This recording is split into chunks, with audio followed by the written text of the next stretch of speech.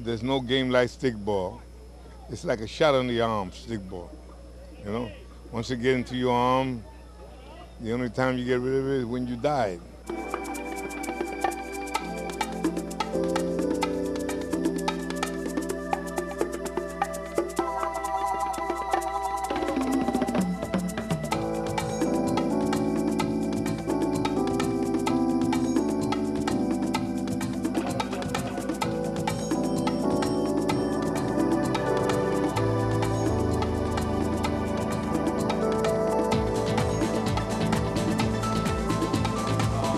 Actually, my son was not a founder. I was one of the founders. I brought him into the league. And from the time I brought him in, he had never played stickball before. He didn't know anything about the game. We started this league here, God, about 20 years ago, with only about 4 teams. And when he finally decided to play stickball, because he was always a softball or baseball player, and didn't like the game of stickball, but when he decided to become a stickball player, he became one of the best stickball players in the thing. Not only became a good stickball player, he became president of the league to boot. And his dream was always to make this a big sport, not just here in New York, but all over the country and maybe even all over the world. That was his dream. His dream was to make this an Olympic sport, stickball. And he's worked hard to do what he's done. This tribute that they'd had for him today is the greatest thing that I've seen. They have that mural over there. I don't know if you saw it.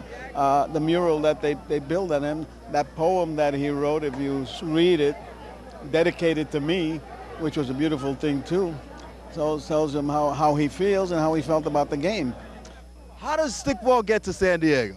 Well, it started a guy named Bobby Ortiz.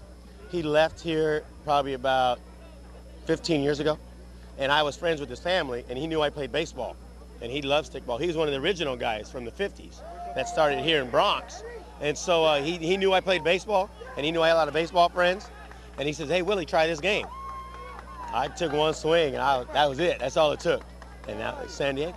Yeah, and there's you got a lot of competition, a lot of teams out in San Diego? Yeah, well, this last Labor Day, we had a tournament and the East Coast came out. And we had 12 teams, 8 from San Diego. And then the East Coast came out and yeah, they won it, but you know, won't happen every year. Yeah, same rules? Same rules. We play Bronx style rules. Because Bobby was from the Bronx. He introduced the game of San Diego that way. And then from there, we just said, hey, let's adopt that. Now we have a rotation. Every other Labor Day goes Florida, Puerto Rico, San Diego. So next Labor Day is going to be in San Diego again. What do you think of the ball out here in the Bronx? Well, out here they play a self-hit. In Manhattan League, we still play one game pitching in and one game self-hit. The competition out here, they have more teams participating than we have in Manhattan. But in all the leagues, all the tournaments that we go to, Puerto Rico, San Diego, Miami, Orlando, everybody plays self-hit, except for Queens. In Queens, when we go to play in Queens, they play pitching in also. So there's a lot of stickball players in Puerto Rico? Oh, yeah. It is. Oh, a lot of Puerto Ricans from here, they go back there, and on Sunday we have a good time playing stickball. Well, sometimes the tournament goes to Puerto Rico, right? Oh, yes. It's going to be a year from now. It's going to be in Puerto Rico. And where do you guys play? In El Coliseo? El Coliseo Roberto Clemente. Yeah. Yeah, we play, that's where we play. And you guys have a chance to win this year, you think? Well, let me tell you something. We got a good team. We lost the first game, but we there. We be there. We always lose the first game every year, and then we come back and we play. I think it would be great for the sport if the team that Puerto Rico could win. I mean, I would. Oh, we'll be there. We'll be there. We'll be there. We'll be there in the playoff. We'll be there. Don't worry about it. Yeah. So it's a little cold for us over here now. Like over there, it's 90 degrees all year round. And cold, brother. This is hot for us over here. For you, it's hot. Over there, it's 90 degrees all year round. Yeah. Oh, yeah. We got this this climbing over there is like Christmas time, this climb over there. Yeah, I know. I'm going to Puerto Rico in July. What part of Puerto Rico are you from? I'm from Trujillo Alto, that's part of Carolina. We're all New Yorkers. I was born and raised here in the Bronx. My kids were all born and raised here. When we moved to Florida, my husband just couldn't stand not having a stickball team, you know. So him and the kids put together a team with some other friends that moved down there, and here we are. We started the tournaments actually. Our team with the Young Devils from Manhattan started the tournaments, and then Frankie Sanchez and Frankie Calderon here started the tournament in the Bronx, and we've been doing it ever since. It's great. And how do you go about getting a team together in Florida? Are you guys all from the same town? Well, basically, most of us are family. My son playing with me, nephew playing with me, my brothers play. The rest of the guys are friends and stuff, and we picked them up. We've introduced stickball to a lot of guys down in Florida, and they've picked it up real well. A lot of these guys are ex-baseball players. All they got to do is know how to move their feet a little bit, and know they ain't catching with a glove. They're doing fine. Listen, I've been here a long time playing stickball, 50 years. I'm 68 years old. I was the best there was. I was Mr. Stickball. And these kids nowadays, they think they're good. All they got is speed. But when we played ball, we never struck out. We hit the ball all the time. I mean, we were the best. The old guys, I'm talking about the old time, the ones that are in the Hall of Fame, not the ones that are in the Hall of Fame in the Bronx, the ones that are in the Hall of Fame in Manhattan. Those were the stickball players from El Barrio. Is the reason that the teams from Manhattan are not as strong as the teams from the Bronx because a lot of the guys from Manhattan are really, really old-timers? Yeah, they're old-timers, and they're the ones that taught us the game. They taught us the game, and we just brought it, and we make it better because a lot of us are younger, and we take advantage of the speed and all that other stuff. But these guys here, the older guys, they hit the ball, they run the first, and that's it, they get out. Us, we hit the ball into the tree, we run the first, and we go to second, we keep going. They just stop, they give up, they want a pinch runner. It is a privilege to watch these young kids. I mean, these kids were, what was it, 2 months old, 3 months old, 4 months old, and the mothers and fathers used to bring them to watch us play.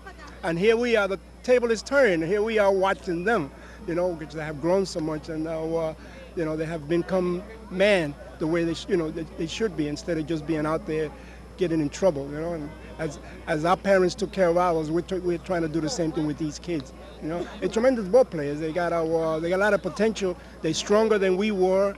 And they are smarter because they have more, you know, yeah, faster, yeah. They have us. They have the old timers to be able to teach them as much as they have learned. Tell us a little bit about the history of stickball, how it started. Do you know anything about how? Well, basically, I came from LA in 1959, and I grew up in Black Harlem, and we used to steal our mother's broom and mops, and we'd break it in the sewer and develop into a stick. And at that time, Spaldings were Spaldings, and they were 25 cents. And we used to play blocks, each block, you know, 127, 126. We couldn't go over to like downtown because there was a barrier line between Lexington to First Avenue, Paladino, which was the Italians control that. So you had to know people in order to go across that barrier. However, it caused a lot of frictions, but the game started back then. It was a lot of money involved, $2,000 games, $3,000 games. A little bit of racial stuff was going on, but we put up with it. These guys have never played against that gentleman over there that we call Papi. Yeah. God, he could cheat so well. But that was part of the game, though. If you could beat him in that, you did it. I remember him coming back from the outfield with a broken ball with a slash on it. And the ball was broken. That means he got to bat again, or somebody would not be able to bat again. Well, what do you say to that? Everybody's calling you a cheater, man. I just have to say it wasn't a knife. I used to use my nails, you see, and that's how I broke the balls, you know. That's the way I broke the balls. I never used a knife. That's for Puerto Ricans. They all got knives, you know. Hey, I used to use, you know, my nails and keep cutting it when they used to hit a double, you know, down the basement or something. No, you out because, you know, hey, listen, you got to do it over because, you know, the ball is broken. That's all I used to do. That's the only cheating I used to do, really. I really did. Hey, any of you guys ever hit a ball 2 sewers? That was Peppertone's thing. Peppertone used to hit a ball 3 sewers. Me and Bush went to Brooklyn and played, and we hit 5 sewers. We hit skidders that went 5 sewers. And Peppertone, slug ball. No, these were hitting the ground and going way out there. He didn't know the difference. He didn't play baseball, Pepitone. I mean, he didn't play stickball. He wasn't a stickball player. Talk about Joe Pepitone. That's right, that guy from the Yankees. He never played stickball. Yeah. Never played stickball. All them guys from Brooklyn didn't play good. We used to whip them all the time. They didn't want to play us. The other day I had the argument about the stickball. They were saying about, but you guys in the Bronx hit by yourself. Down the body, one pitch, yeah, okay. But there's a reason why you got to hit by yourself. And I bet you none of you don't know. And you know what it is? I'm going to find out. It's the cobblestones, because the Bronx had nothing but cobblestones. Every time you threw the ball bounced anywhere. So you had to hit by yourself. That's interesting. That's a great piece of history, man. I guess not many people know that. No, it's cobblestones. I'm telling you, cobblestones all over the place. The Bronx was nothing but cobblestone. We're here with Jennifer Lippold. I believe she's the only female player here at the Stickball League. Welcome to the show, Jennifer. Thank you very much. How'd you get involved with Stickball? My dad is one of the co-founders of the league, one of the 4 who started it here in Stickball Boulevard. And I guess he brought me here when I was 3, and I started loving the game, and I got my husband involved, and now I'm playing. Yeah. So do you get intimidated by some of these guys sometimes? I noticed that when you go up to bat sometimes, some of these guys talk at you and yell at you. Do you let that stuff bother you? No. I think you're in a zone when you're playing, and I guess I'm kind of used to it. The guys over here, of course, make their comments, them feminine comments about I should be in the kitchen, and my kids are running around. They tell me, oh, your kids left. They have good ways of getting me out of focus. But I think one person who trained me, my husband, got me, to focus on playing the game, and another gentleman who passed away, Steve Mercado, used to get me the best. But, I'm used to it. You were just playing against your father's team? Yeah, we just played against my dad's team. And you beat him? Yeah, and then he took off the shirt and he had the Emperor shirt below, so he's unsure which team he's actually participating with, but yeah. Do not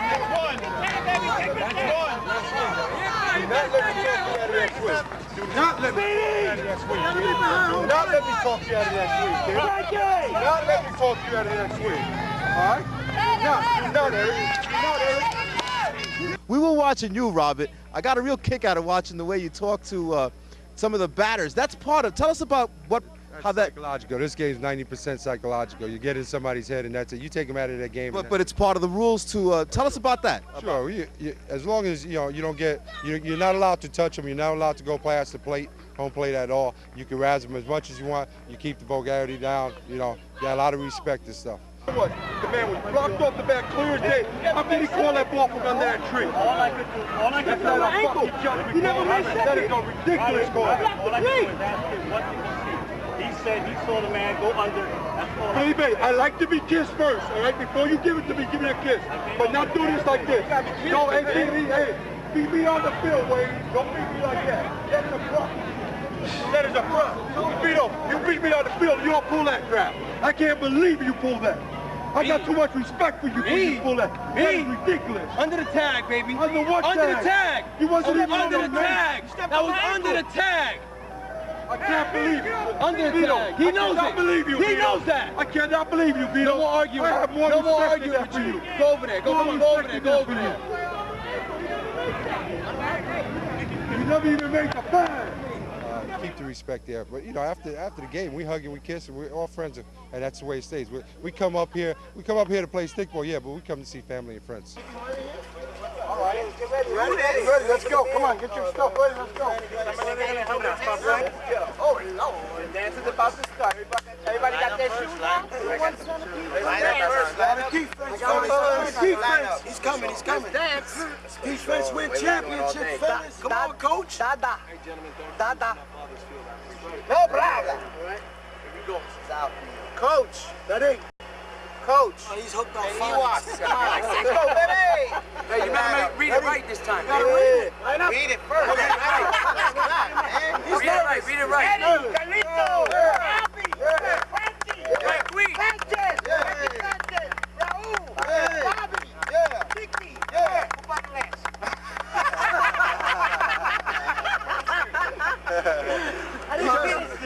Ready? Let's go, fellas. Oh! Let's play hard, fellas. Ready? Here we go. Nice and easy. Ready? Go together. Ready? Go for us. Don't change anything. 1, 3. Go for us. 1, 2, 3. Go for us. Let's go.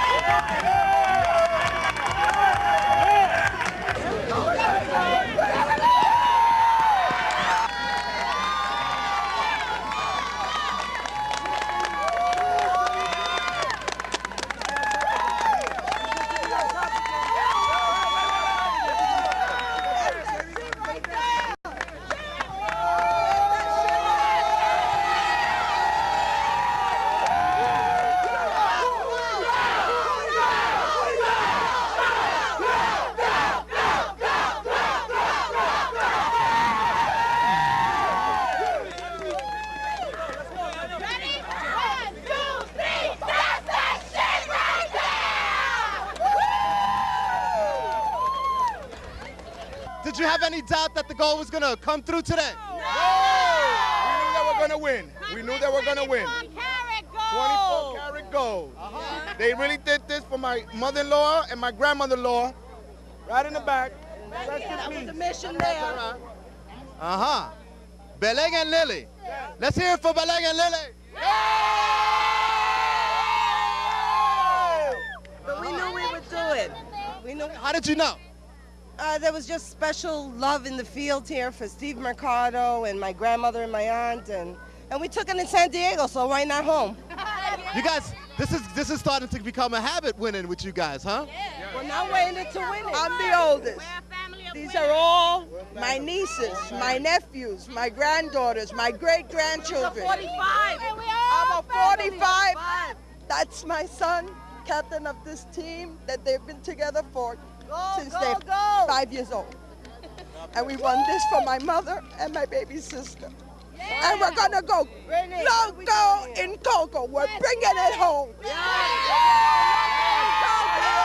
Right here in the Bronx. Man, we're family. I'm a San Diego Knight. He's a Bronx Knight. We always play together. We're family. We know each other, you know? And, you know, we made some mistakes. That happens in baseball and stickball, anywhere. And we beat ourselves. You know what I mean? But you know what? We keep our heads up. There's going to be another tournament. There's going to be another day. You know, and that's just how it went. Well, you guys acquitted yourselves magnificently, man. And I'm sure those guys are glad the game's over. Oh, yeah. You know, we had, you know, like I said, that last inning kind of gave me a little life because I thought that, you know, I almost jumped out of my sneakers. Because, I mean, I saw it coming. You know, I saw it. You know when you see something coming? Oh, yeah. I saw it coming, and then, you know, it almost happened. It almost did. That's his name. That's what stickball is. Stickball, the ball bounces either way. That's right. You know, we had a good tournament. We're extremely proud, and I also congratulate the goal. They have an excellent team. You know, so. Yeah. And listen, you guys came to the finals, man. How many teams started this whole tournament? 14. 14. 14. 14. So that's a lot to be said, man. Absolutely. You guys came in the last two, and it was a very close, competitive game, man. Yeah. And next time, I'm sure you guys will be right up there again. We'll be up there. We still got the season to go, so we'll be in that picture. Yeah. Okay, we're here with Richie Marrero, the manager of the championship team, Gold, and Ralph Martinez, one of the star players, man. Congratulations, fellas. Thank you. We're going to Disney World, baby. Wait for it. You did it, man. Did you ever have a doubt that you were going to do this? No, never. Ever. Yeah. From last 9. It's a long road, man. How many games did you guys play? We played 9. Woke up this morning, we knew we was destined. We're destined. We went 8. We were undefeated this week, and we went 8-0-1. Yeah. Undefeated. It was hard. Undefeated. Everybody's hurting. We didn't drink last night because we wanted to save it for today. That's right. So now we're going to go out, have a couple of beers, and celebrate this victory. Yeah, well, I mean, undefeated. Nobody's ever done it. Well, undefeated, take the whole thing. A lot of people were hoping that you won because the championship would have left New York. That was a San Diego team, right? Well, it's a Bronx team, but it had like 5, 6 players from San Diego playing with them. But it is a Bronx, it's the New York Bronx Knights. Yeah. They had like 5 players from San Diego play with them, but they are a Bronx team. This is your first championship, guys? No. We have several. So you guys are starting a dynasty? It's our second memorial. Well, we are a dynasty. We've been together 10 years. This team's been together 10 years, and we're the team everybody wants to beat. Let's put it that way. We're the original ball players. We don't switch teams. We stick together like a family. We've been together for 10 years. The same ball players every year, in and out. The only one that lives away from us is Frankie Sanchez, and he plays for me when he comes fly down. From the lineup. But other than that, it's been the same 9 guys for 10 years.